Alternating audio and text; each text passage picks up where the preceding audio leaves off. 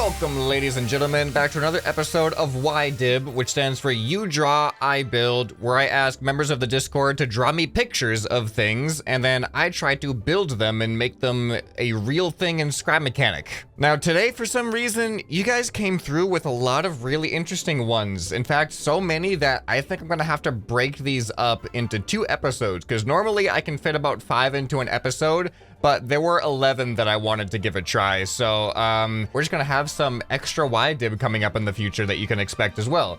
All right, so starting off here, this is something deceptively simple, but something that I think will be really fun to do, and I'm surprised, I don't know if I've ever really done this. This is by Chico, a giant teeter-totter thingy that you hit really hard, and it launches like a boulder into the air. Now, I've made catapults and trebuchets, and all kinds of launcher mechanisms, but I'm not sure if I've done perhaps one of the most basic things, and that's just creating a teeter-totter and hitting one side of it. Oh, you know what might even be more fun? Here, if I type in hammer, oh no, there's gotta be, I know I have it somewhere, crusher, bot, like I've built a hammer, but here it is. Here it is. All right, we got this battle bot with a hammer, right? I forget why I built this. You know what? I think this build might actually be the origin of Wedge Gang. I think this may have been the first build that I started highlighting the fact that adding wedges to things actually makes it look more professional. Oh, there we go. I was wondering how to use this thing. Why do I have all these other buttons? I don't know what these other buttons are doing. But yeah, oh, this is broken already. This is such a broken build. All right, but yeah, we're gonna use this to hit the levers. Now I just gotta build the actual seesaw itself. All right, so to give this thing more leverage, I'm gonna make it longer on the launching side and shorter on the impact side. So this is gonna be where the hammer is designed to hit. Yeah, check that out. So it should be able to launch all the way up to that height. So then over on this side is where the launched object is going to sit. And of course, we'll use our handy dandy wedges to give it a little bit of a cradle, and then add just a little bit of professionalism to it like that. By the way, Wedge Gang merch now available on the store. Use code WEDGE for 15% off for the month of December only. All right, and there it is. Looks just like the picture. Oh, well, hold on, I gotta do like from this side. I mean, minus the boulder. We're using an air conditioner instead of a boulder. I'll try another object after the air conditioner as well. But let's see if this hammer bot can have enough power to launch this air conditioner in the air. It'll give new meaning to the name air conditioner because it's literally flying through the air. You think it'll condition the air as it flies through it? All right, how far do you think it's gonna go? Here we go. In 3, 2, 1, launch. Oh!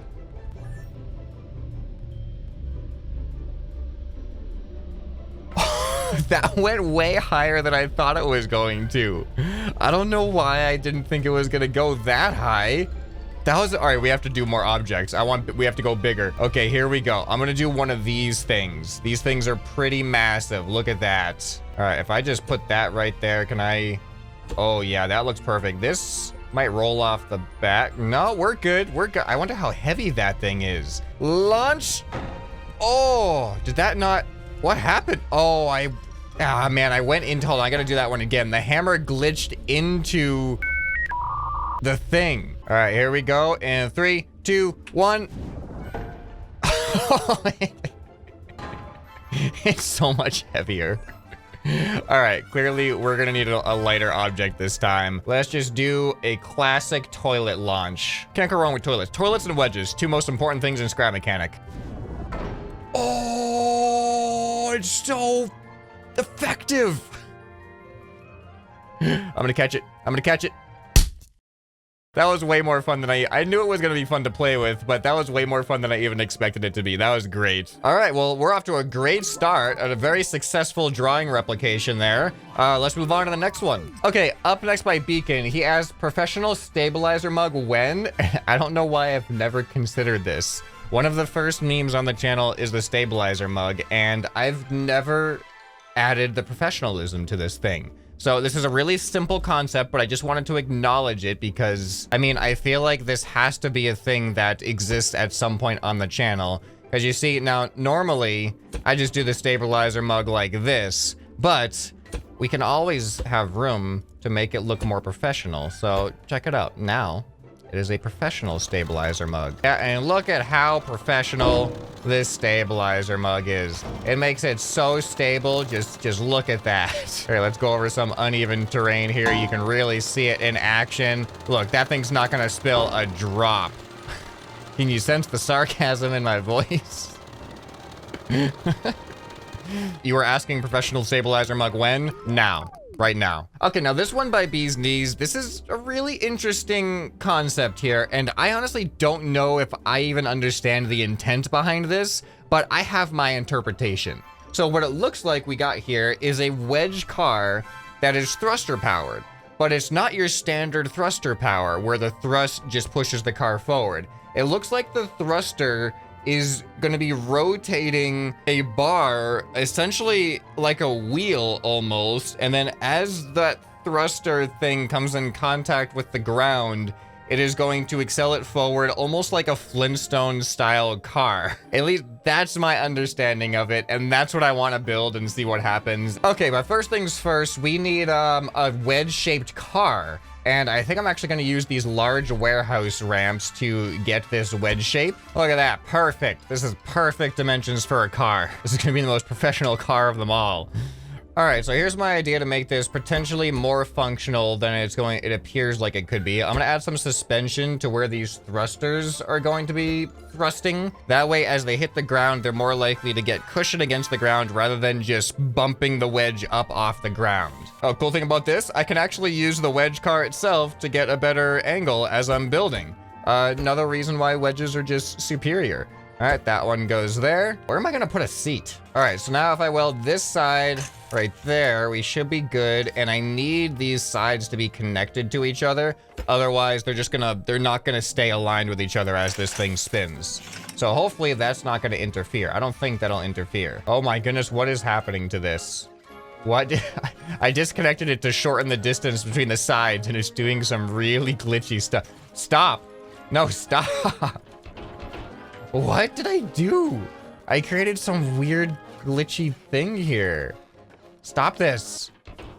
Okay, I think we're okay. I think we're doing okay with this. All right, so now we need to put the wheels on this thing, and these wheels are also going to have suspension. All right, I was wondering where I was gonna put a seat, and I think I found the spot. It looks like it'll fit right there. That's the only spot it'll fit. It won't fit up here because the ceiling is too low. So we'll just put a hole there to get in and out. Oh, we're trapped in it, aren't we? Oh, we're totally trapped in this thing when we try to get out. We will put a hole in the back for us to get out. There we go. All right, so we just hooked the thrust up. We'll put these on max power, of course. It's a great testing power. We also got to hook the steering up as well, so we have some control over our steering. And place your bets now. Am I going to be able to control this thing and drive where I want to go or not? Let's find out. Ready? And 3, 2, 1, go. This is so ridiculous. Hold on. I know how to make it get more grip. I need to lower the suspension a little bit. So now we're a little bit lower to the ground. The thrusters should make more contact now. Ready? It's kind of working.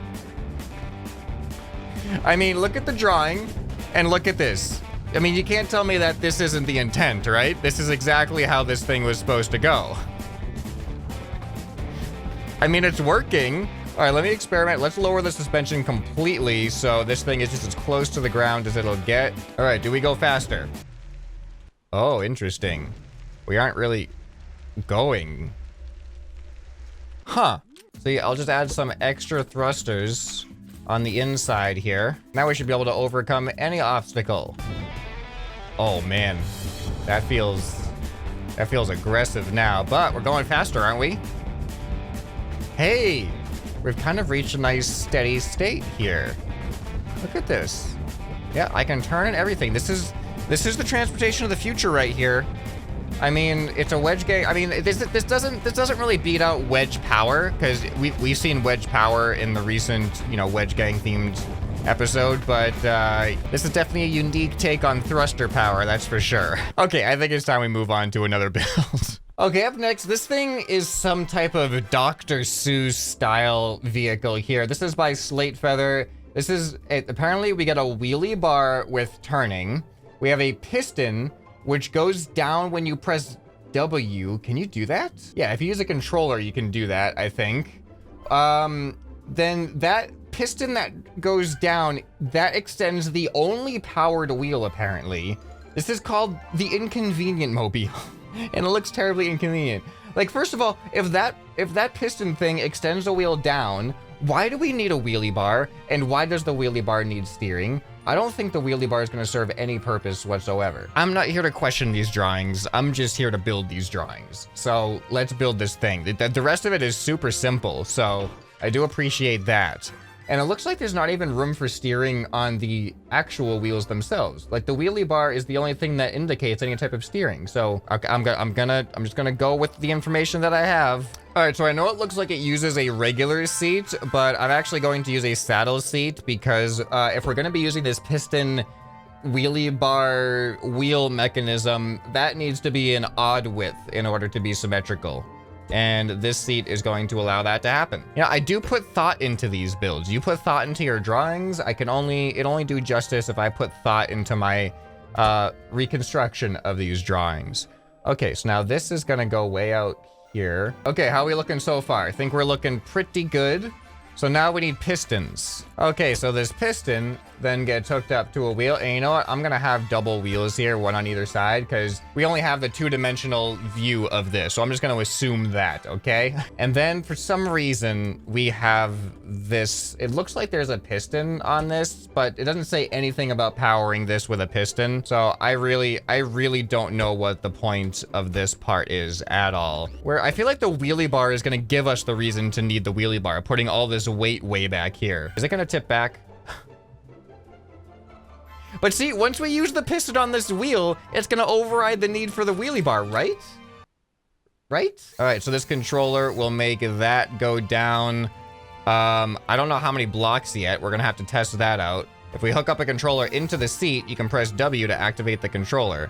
And that actually looks perfect already. So then we hook this up. So we're gonna press W to activate both the wheels and that piston. All right, are we ready to see this thing in action? Okay, here we go. Oh, we actually need the...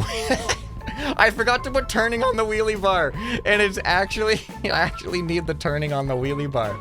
There's no way this actually helps us turn though, right? All right, if this works, guys, if this works... I'm not gonna believe it. Oh my goodness. Oh no. Oh, okay. It doesn't really, it tips us over because we don't have any supports after we start wheeling. But let's see what happens if I try to turn. Okay, yeah, turning just, it just tips us over. What was the thought process in this build? What were you going for here? This is such a weird concept. Oh, look at that. See, this is what I was expecting. Right here. This is what I was expecting to happen. Oh boy, we're getting off into a jump. Backflip. Ah, not quite. Not quite. Slate Feather here drew this, so I built it. That's the whole theme of the video. I just wanted to see what would happen. And to be honest, results were not expected, or results did not happen as expected. So that's always a win in my book when we have unexpected consequences of our builds here. I mean, you could say that the way this thing drives and turns is, it's pretty inconvenient. All right, we're gonna move on to another build now. All right, so this one, I don't know what to expect with this. This is by Jack Attack. This is Physics 1 Beyblade with stabilizer mug and ScrapMan letters on top. I don't know about if I'm gonna be able to fit the ScrapMan letters on top, to be honest. I'm gonna try to stick to the main things about this. I like the saw blades, we got the thrusters, and this thing looks drill shaped, although it's bigger than a single drill. So, but I am gonna try to actually build it out of drills to create that wedge shape. I think it might create a cool effect. But Physics 1, I feel like, isn't gonna impact a Beyblade that much because it's the thrusters that are turning the Beyblade, not bearings. So let me see what I can do with this. Okay, so I want this to be built on top of drills, and I don't know how to do this yet. But all right, so there's our drill, and then I want drills on top of this drill, but facing down. There we go. So this is going to create that wedge shape by having drill into drill. So the edges of these drills will create the wedge. Oh, am I going to be able to do this all the way around without interference? Oh, no. Oh, they're too close. What if I have them out by one more? See, then I can do it. Yeah, it still has a bit of the wedge shape. It's just not as flush as if I had it up against. But I think that still works, and that looks like it's probably proportional to what is going on here, although these saws are massive compared to the ones in here. All right, so I've got the basics. It looks like it's pretty much like a diamond or square Beyblade. I hid the thrusters inside instead of putting them on the outside because it's just easier, but now I have the challenge of adding the saw blades. It looks like the saw blades are sticking out of the corners in this kind of arch shape, more of like a wedgy arch though, which I appreciate. And I just gotta figure out, I'm gonna try to put the S and the M on here, I guess using the small pipe pieces maybe. All right, it took a little bit of creative design choices, but we got the S and the M on here. Once we paint it up, it'll probably look better. Here, let's paint this whole surface black, and then we'll paint the letters red. There we go. Okay, so now let's put the saw blades on this thing, which I think is gonna make this thing pretty cool. All right, here is the final saw blade. We put it right there. Everything should go out to the, look at that. If we just ignore the blue thrusters from the top down view, I think this thing is looking pretty good. So now we just need a button to activate this. Oh yeah, I also want to hook up this controller into these saw blades as well to cause them to spin. You know what? I think I might be able to add an extra set of thrusters to this thing. So this button is gonna activate all the inner thrusters as well as the controller. We're just gonna add a set of extra thrusters on the outside. The only thing about this is they're not gonna be perfectly centered because this has a center point, whereas thrusters are even in their dimensions. But if I add some wedges to this, I'll make it look a little bit more professional. See, look at that. Already more professional. All right, now we just hook up these last 4 thrusters, and this is probably gonna be a really fast spinning Beyblade. Oh my goodness, I almost forgot the most important part, the stabilizer mug. Has to be in the center, and the center is covered by 2 different, here, we gotta do it like this. So now I can stick the mug right on top like that. Okay, and now I think we have ourselves a, oh, physics 1, that's right. Let's turn physics down to 1. Yeah, there we go. So yeah, I don't think the physics 1's really gonna affect this. Well, it might affect these bearings actually, once it starts spinning. We'll find out. We'll have to do a comparison between advanced physics and physics 1. So physics 1 Beyblade with stabilizer mug and ScrapMan letters on top. I think we got it right here. All right, so we're on physics 1 right now. We're gonna see if this has any interesting effects, and go. Okay, it doesn't go nearly as fast as I thought it was going to. Hold on, did I put these? Oh, I didn't put these ones on max power. That explains that. I was like, there's no way there's 8 max power thrusters on this thing. All right, here we go. Oh boy. Oh, I love that the drill gives it the sparks on the ground too. That's so good. All right, look at that. All right, obviously we have to spawn in another one and try to get them to compete with each other. Oh boy, it's already happening. All right, hold on. Where's the button? Where's the button? There's the button. All right, they're moving. Unfortunately, this is not, I don't really have a Beyblade arena in here. Maybe I can use, I'll push them with a vehicle. Oh, I can't. Physics 1. Vehicles don't work in Physics 1. I forgot. I'll push them with my character. Oh, it's working. Oh my God, it works. Look at this. This is actually pretty cool. Oh, that one's gonna hit the stairs. Oh, it just bounced off the stairs. Here we go. Oh, that was a good contact. Okay, now let's turn the physics up. We can see this thing in front of us right now. It really doesn't seem affected by anything, but if we turn physics up, is anything gonna change? Honestly, I didn't expect anything to change with the physics on this, but yeah, physics 1 Beyblade. Beyblades just are not that impacted by physics. Beyblades have nothing to do with physics whatsoever. 0 physics involved in Beyblade. I can see all the Beyblade fanatics angrily typing on their keyboards right now. Obviously, the Beyblade is completely dependent on physics, but just not when it comes to physics levels in Scrap Mechanic. Man, look at how much control I have over this. This is kind of awesome.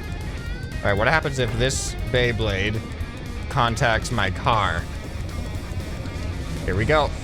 Okay, it just went under the wheels. That's all it did, is just went under the wheels. Well, this is a cool looking Beyblade. So another successful drawing turned into reality in Scrap Mechanic, if you want to call Scrap Mechanic reality at all. With the amount of hours I put in Scrap Mechanic, it might as well be real life. All right, but I have a whole bunch more drawings that I also want to build and experiment with, so you're gonna have to stay tuned. I don't know when that episode's gonna come out, so make sure you're subscribed to the channel and that way you hopefully won't miss it. If you enjoyed this episode, you'll probably enjoy some other stuff on the channel as well. You can also check out more YDIB down in the description if you haven't seen previous episodes. Hope this video has earned your subscription.